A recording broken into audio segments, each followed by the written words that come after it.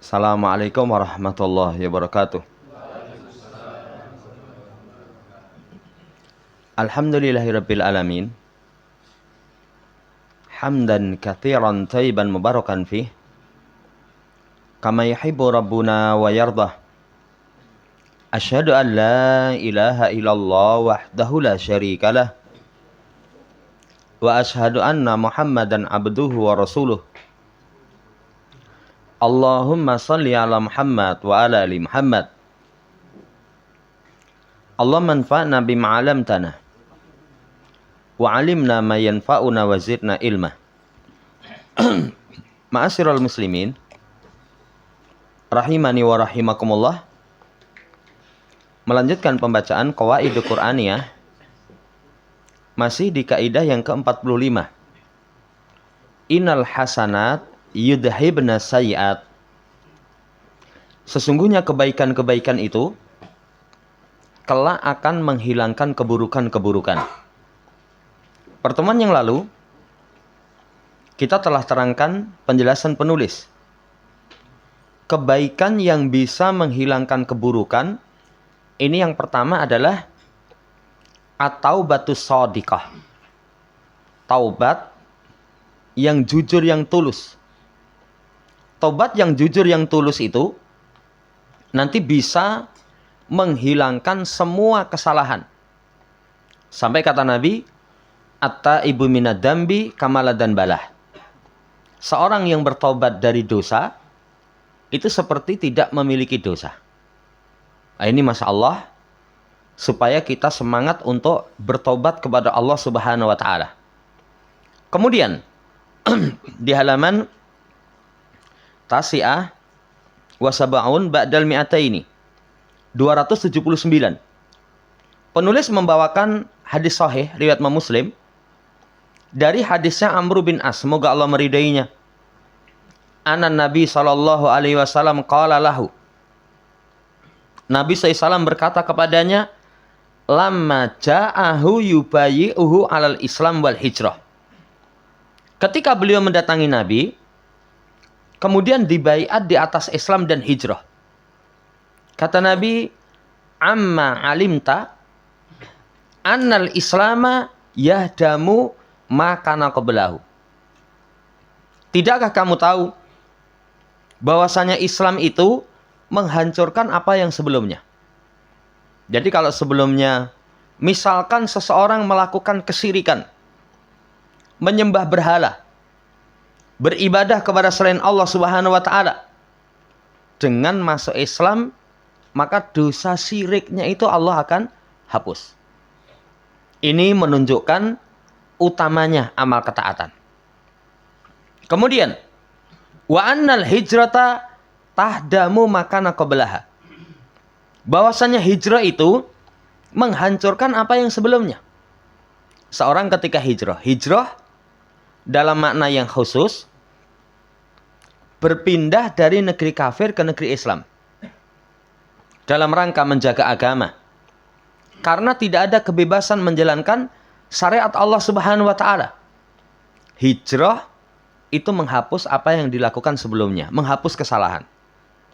Wa annal hajja yahdamu makana qablahu. Haji itu menghancurkan apa yang sebelumnya. Makanya dalam hadis, al-hajrul mabrur laisa lahu jaza ilal jannah. Haji yang mabrur tidak ada balasan kecuali jannah. Seorang ketika haji mabrur itu pulang kayaumin waladatsu ummuh, seperti hari ketika dia baru dilahirkan ibunya. Bayi lahir itu nggak punya dosa.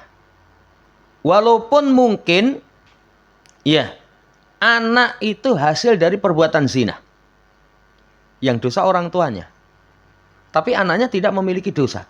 Lah ini menunjukkan, jamaah hormati, poin yang kedua ini, amal soleh itu bisa menghilangkan kesalahan kita. Amal soleh bisa menghilangkan kesalahan kita. Apalagi Di sini disebutkan 3 hal. Islam, hijrah, haji. Itu 3 amalan yang sangat istimewa. Kalau Islam jangan tanya. Sampai ketika seorang memeluk selain Islam, wa may yabtaghi ghairal islami dina fala yuqbala minhu wa huwa fil akhirati minal khasirin. Siapa yang mencari selain Islam sebagai agama, enggak akan diterima, dan di akhirat termasuk orang yang merugi. Makanya nikmat Islam itu nikmat yang luar biasa besar. Syukuri. Alhamdulillah kita sebagai pemeluk Islam. Kewajiban kita setelah dianugerahi taufik untuk menerima Islam, memperbaiki kualitas Islam. Bagaimana cara memperbaiki kualitas Islam? Tauhid, ketundukan, penerapan prinsip al-wala wal bara'. Karena Islam itu satu, al-islamu lillahi bitauhid. Tunduk dengan mentauhidkan Allah. Satu-satunya zat yang memiliki perbuatan yang sempurna cuman Allah. Satu-satunya zat yang memiliki nama dan sifat sempurna cuman Allah. Satu-satunya zat yang berhak diibadai cuman Allah. Itu Islam yang pertama. Yang kedua, wal inqiyadu lahu bitta'ah. Tunduk dengan melaksanakan ketaatan.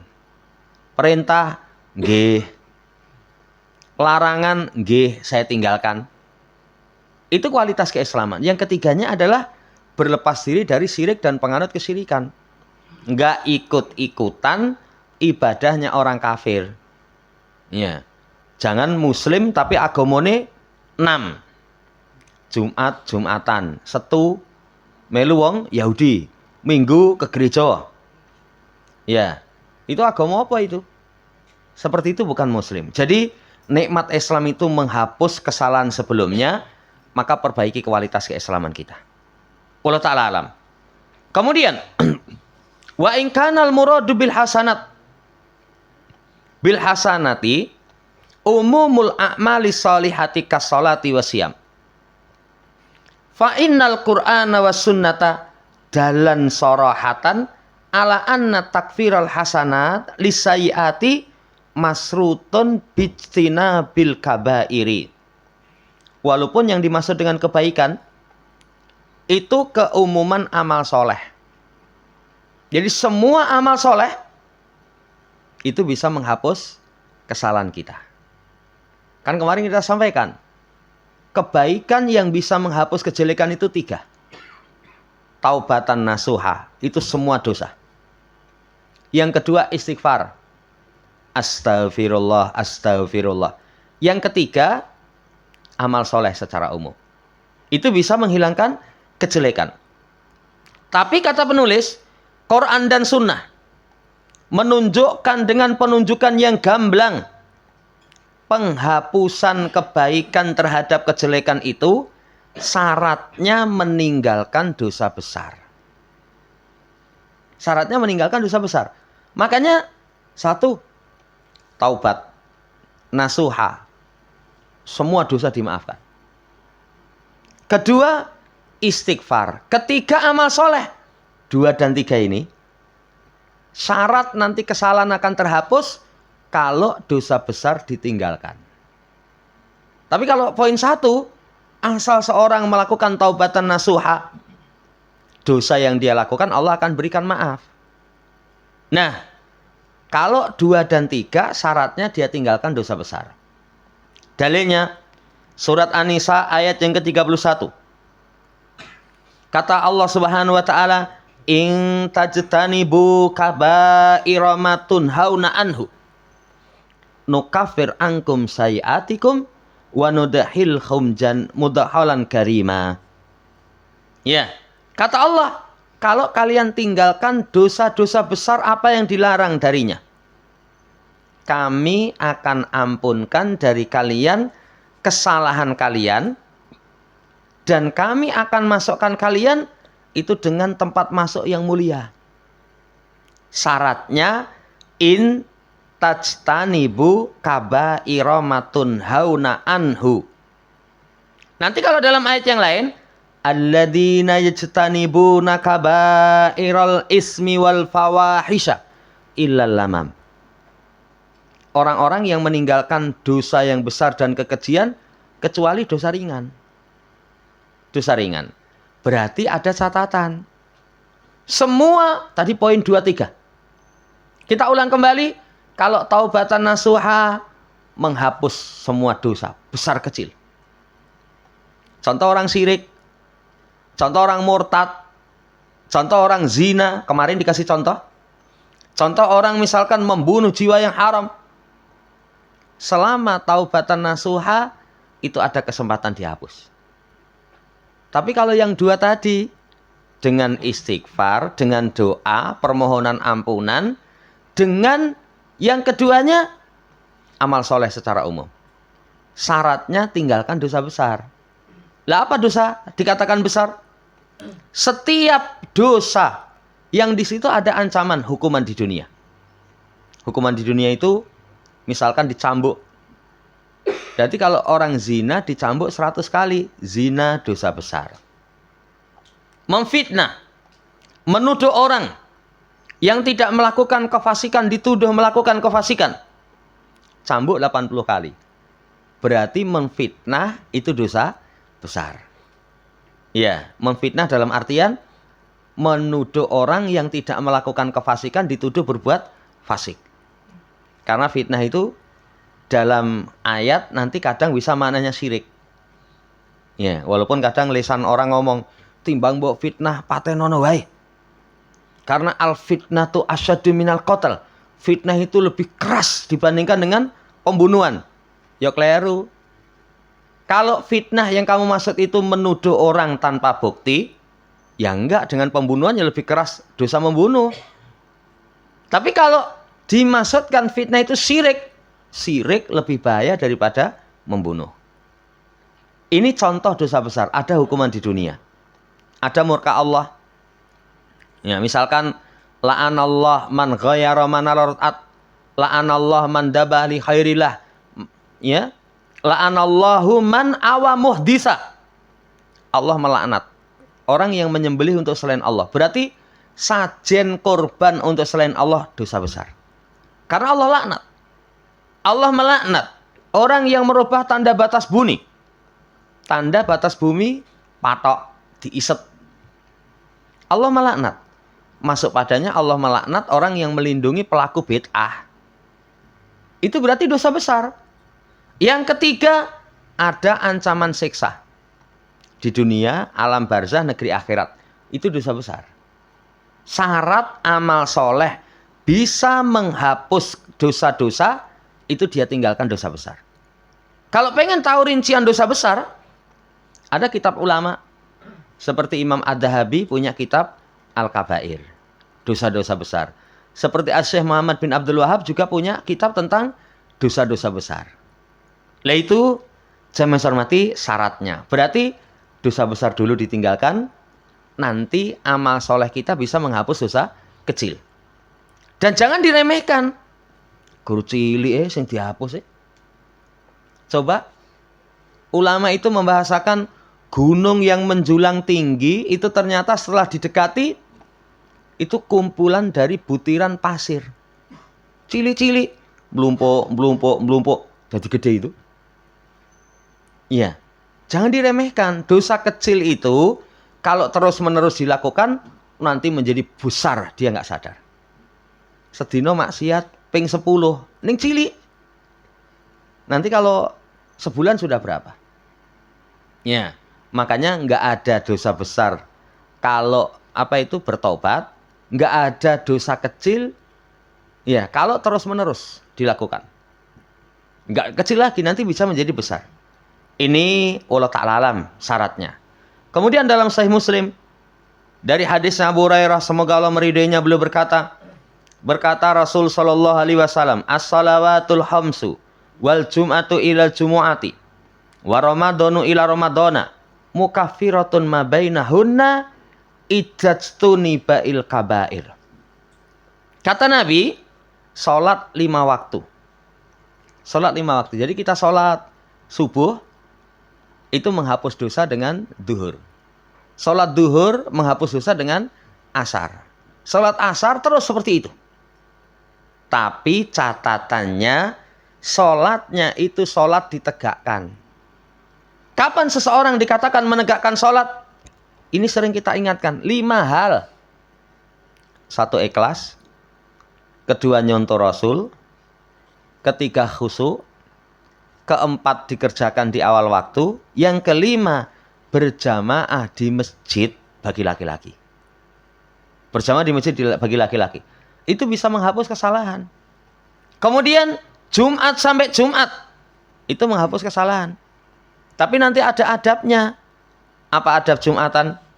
Mandi, ya, kemudian berwudu di rumah, memakai pakaian yang bagus, memakai wewangian, kemudian jalan, ya. Adab-adab itu ditunaikan. Sampai masjid, sholat tahiyatul masjid. Setelah itu kalau mau sholat sunnah mutlak 2 rakaat salam, 2 rakaat salam.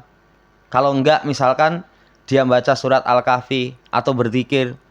Begitu imam naik mimbar, dia diam, mendengarkan khutbah.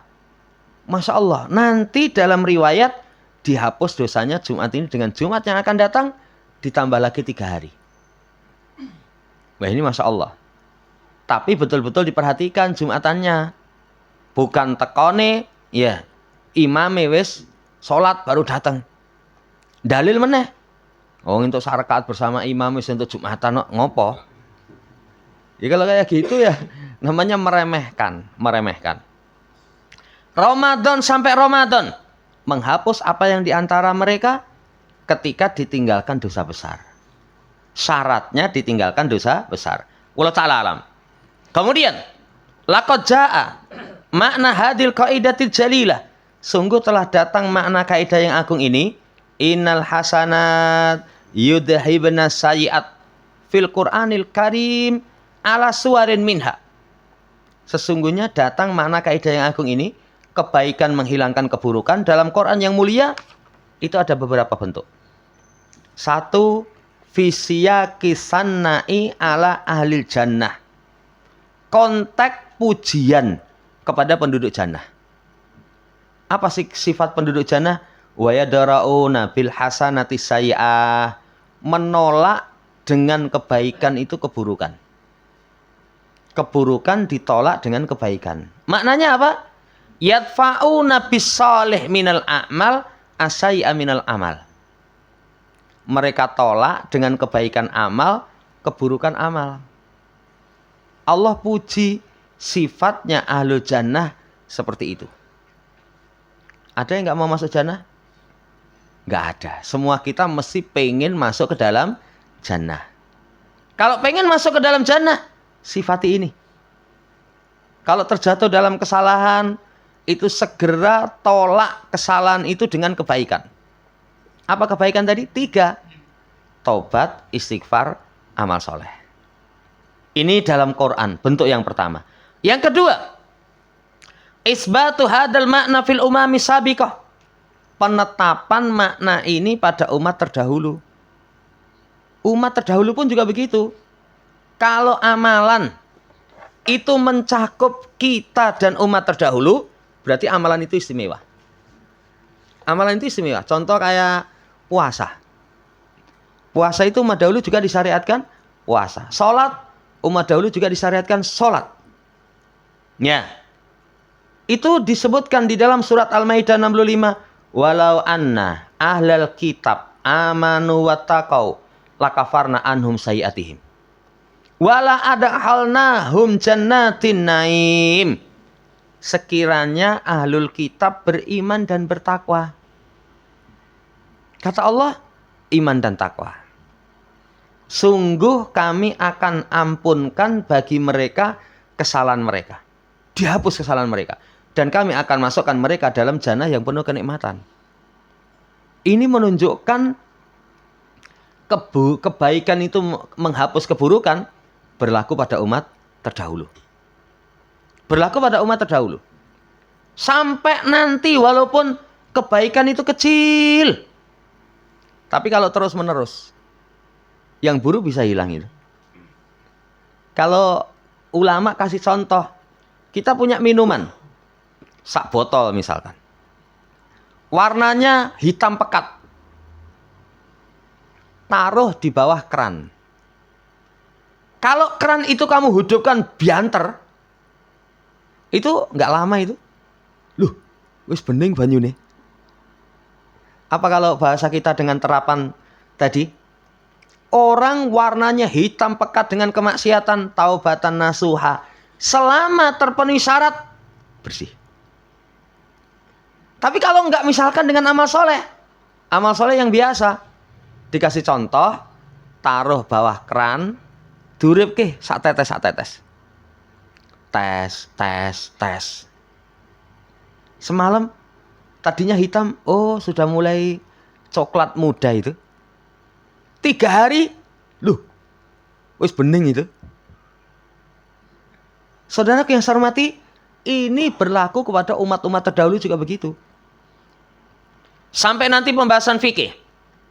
Air itu kalau mencapai 2 kulah, itu tidak ternajiskan.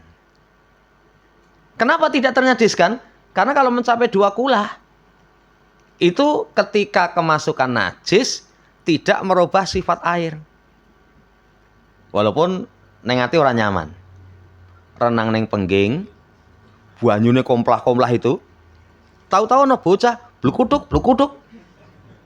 Kan kalau pipis di dalam air itu kan blukuduk ini. Itu kita risih. Tapi kalau dicek, iya. Itu sudah diambu, orang mambu itu. Kebaikan itu semakin banyak, semakin dominan, kejelekan hilang. Yang kemarin kita kasih contoh, semangat berbuat baik sehingga nanti lupa maksiat. Sing saya pernah baca di kaos itu tulisannya, teruslah bersyukur sehingga kamu lupa bagaimana cara kufur. Lah orang kalau syukur terus, lali kufur itu. Piye? Alhamdulillah. Ini kecelakaan, alhamdulillah. Lah biasanya alhamdulillah terus. Orang kalau terbiasa baik, nanti keburukan akan hilang. Ini berlaku pada umat terdahulu juga begitu. Ini poin yang kedua. Poin yang ketiga. Isbatu fisiyakil hadisi an taubatil usat. Kama fi ayatil furqan allati takartuha qabla qalilin. Ditetapkan dalam konteks pembicaraan taubatnya pelaku maksiat. Yang kata Syekh, baru saja aku sebutkan di surat Al-Furqan. Coba lihat di halaman 279 itu. Apa kemaksiatannya?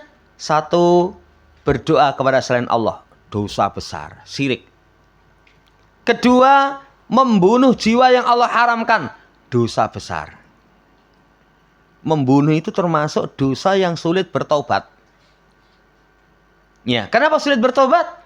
Karena dia melanggar 3 pelanggaran. 1, melanggar syariat. Islam melarang membunuh tanpa alasan yang benar. Kalau pelanggaran syariat, ada nggak kesempatan bertobat? Ada. Karena Allah pemaaf. Yang kedua, pelanggaran keluarganya. Kalau pelanggaran keluarganya, ada nggak kesempatan bagi kita bertobat? Ada.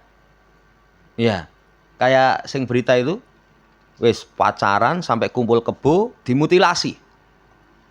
Ya, kepada keluarga kami minta maaf. Ya, ada nggak kesempatan diberikan maaf? Ada. 1 kisos, ya wis tak maafkan kowe dijeng-jeng genti. Ya, ada dikisos. Kalau nggak dikisos, membayar denda. Tapi kalau yang mati, apa bisa seorang minta maaf kepada orang yang mati? Ya maafkan, saya khilaf. Nggak mampu menahan emosi, akhirnya kamu tak tuwek mati. Apa bisa jawab? Ya wis rapopo wis batur mati. Ya nggak bisa jawab. Coba disebutkan yang kedua, dosa membunuh. Ini keras. Yang ketiga, dosa zina. Zina itu juga termasuk dosa yang keras. Kenapa kok keras? Menghalalkan sesuatu yang haram. Kenapa dikatakan keras? Merusak nasab itu. Coba nanti kalau zina, kemudian hamil, setelah hamil, kuwi anaknya sapa? Ya akhirnya nanti rusak nasabnya. Iya. Wong anake dhewe ya bingung, aku jane anake sapa to, Mbok? Mbuh le, mbiyane mbok munggo bancaan. Coba, nasabnya rusak kan? nasabnya rusak. Iya. Saudara yang saya hormati, tapi 3 dosa yang demikian berat, syirik, mateni wong, zina. Illa man taba, siapa mau bertobat, Allah berikan kemaafan. Allah akan ganti keburukan mereka itu dengan kebaikan. Lah ini saudara yang saya hormati, penyemangat bagi kita. Berarti sebesar apapun dosa seseorang, Allah berikan kesempatan bertobat. Allah berikan kesempatan bertobat. Syirik. Banyak itu dulu sahabat-sahabat yang di masa jahiliyah masih melakukan kesyirikan, nyembah selain Allah. Yang pernah saya kisahkan, ada sahabat itu kalau setelah sholat, itu pernah mesem itu.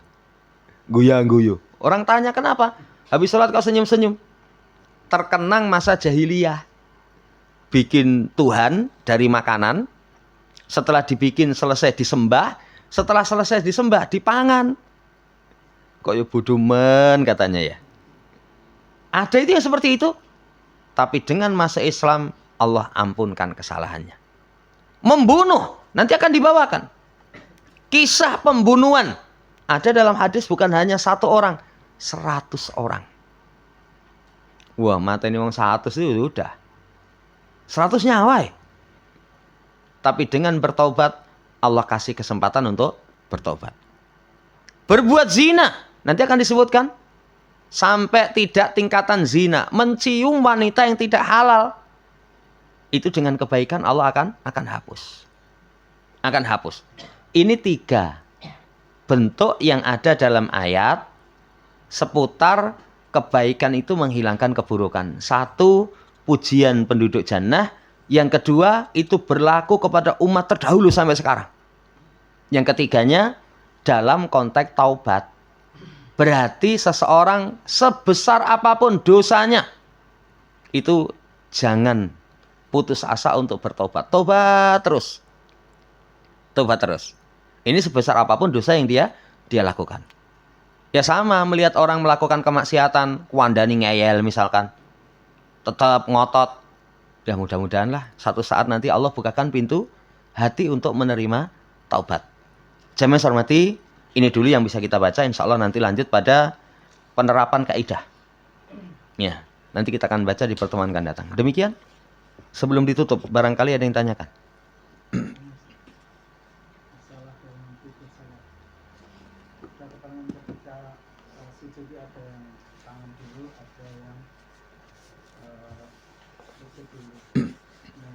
Apakah kita boleh mengerjakannya besok dipakai semua?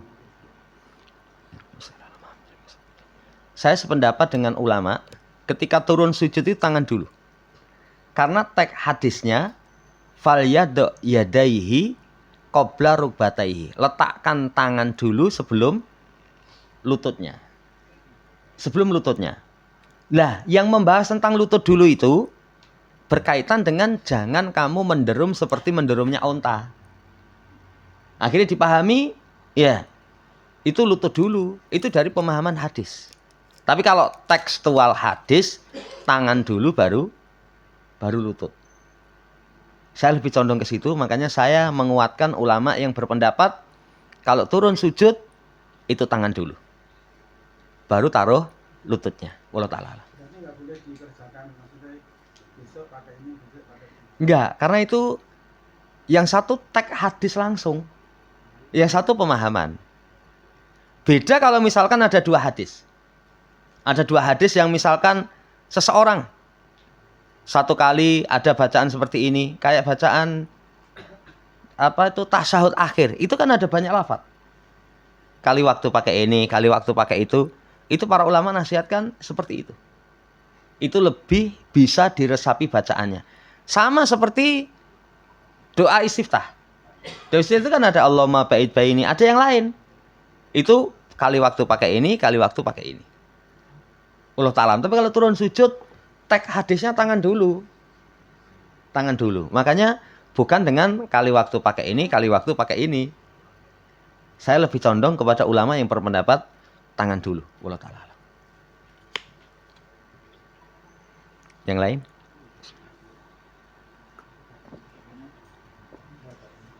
ada hadis yang itu tetap jangan memiliki seperti turunnya onta. Nggih, itu mendoromnya onta. Itu yang jadi pembahasan onta itu tangan sama lututnya mana. Makanya pemahaman, itu pemahaman. Ya, kalau teks hadis, makanya ulama seperti Syalbani dan yang lainnya itu boleh berpendapat teks hadisnya itu lebih kuat. Karena teksnya fal yadha yadaihi qabla rubataihi. Tapi kalau lutut itu pemahaman dari jangan turun sebagaimana menderumnya onta. Gitu, Allah taala. Kalau bangkitnya Pak, tangan bangkit berdiri, tangan apa ada yang pakai satu tangan tok atau tanpa tangan apa menggenggam apa? Allah taala alam. Kalau bangkit itu misalkan tangannya harus sandar ke tanah apa enggak? Itu nanti ada sebagian riwayat dengan gini. Lafadznya apa ya? Jadi ngepel. Tapi ada yang mengatakan bebas. Ya, karena memang asalnya ya kadang dilakukan kadang enggak. Makanya tergantung. Kalau sepuh mungkin butuh bersandar. Tapi kadang juga enggak. Wallahu ta'ala. Ketika kita berbuat salah, berbuat dosa kemudian kita tobat. Tapi sebenarnya kita tahu itu salah, itu dosa gitu. Itu perbuatan yang dosa. Tapi sengaja kita melakukan nanti tobat.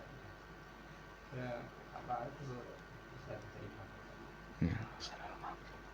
Jadi selama terpenuhi syarat taubatan nasuha itu diterima. Dan nanti muncul kemaksiatan yang baru, berarti dosa baru. Dosa baru. Cuman orang yang beriman itu ada khauf, ada roja. Satu, ketakutan nggak diterima. Satu, harapan diterima. Ketakutan tidak diterima, itu nanti melahirkan mau maksiat, wah dia ingin dimaafkan atau belum ya. Itu nanti ada rasa takut untuk mengulang. Ya. Tapi kalau harapan diterima, nggak menjadikan putus asa. Coba kalau orang merasa paling radi ngapura ini, udah ingin jarak dablek kok, paling nggak dimaafkan, nanti putus asa. Makanya ada khauf dan roja. Ya, kayak para nabi, para rasul. Dosa mereka dimaafkan. Nabi Adam alaihissalam itu dimaafkan. Tapi di syafaatul udhma, ketika orang mendatangi Adam mintakan kepada Allah supaya segera ditegakkan hisab. Apa jawaban Adam? Nafsi. Karena dulu saya dilarang mendekati pohon, saya langgar. Padahal sudah Allah maafkan. Itu masih ada kekhawatiran. Itu namanya khauf. Iya. Kisah Nabi Nuh jangan saya. Karena dulu saya minta tanpa ilmu. Ketika mengatakan, ya Allah, anakku termasuk keluargaku. Janjimu benar. Kepada Nabi Ibrahim, kata Ibrahim, jangan saya pernah berdusta 3 kali. Saya pernah sampaikan, ngapusi gur ping 3 itu. Kita kuali ya, jujurmu ping piro? Ping 3. Jujurnya ping 3. Itu masih ada kekhawatiran. Nabi Musa pernah memukul orang Kipti. Sekali pukul mati itu. Itu beralasan. Akhirnya itu haknya Nabi Muhammad SAW. Ya pokoknya kita berharap. Tapi sisi yang lain, ya ada kekhawatiran. Karena orang kadang masa lalu dia itu seakan-akan sudah dimaafkan. Ya, akhirnya merasa aman dari makar Allah. Banyak. Saya pernah lihat itu ada seorang yang sekarang sudah baik gitu. Tapi ternyata Allah balas memiliki anaknya itu kurang ajar. Setelah diteliti ternyata kemaksiatan dia di masa lalu juga kurang ajar, nuruti wis tobat dimaafkan, tapi belum tentu. Akhirnya Allah balas dengan anaknya. Makanya khauf dan roja. Ya, Allah ta'ala alam. Jadi seperti itu. Cukup. Itu yang bisa kita sampaikan, kurang lebihnya mohon dimaafkan. Subhanakallahumma rabbana bihamdika, asyhadu an la ilaha illa anta, astaghfiruka wa atubu ilaik. Assalamualaikum warahmatullahi wabarakatuh.